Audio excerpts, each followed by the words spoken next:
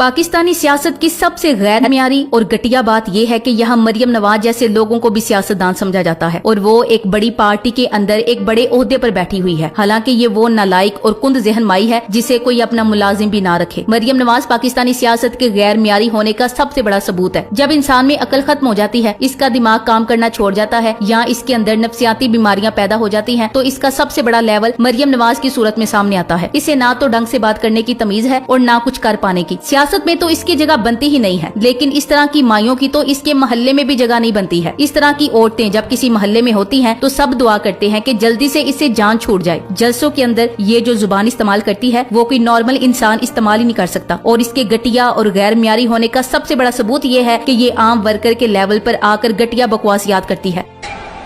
तो मैं ये कहना चाहती हूँ कि सारा पाकिस्तान यूथिया नहीं है। अरे पाकिस्तान को यूथिया समझ के रखा है।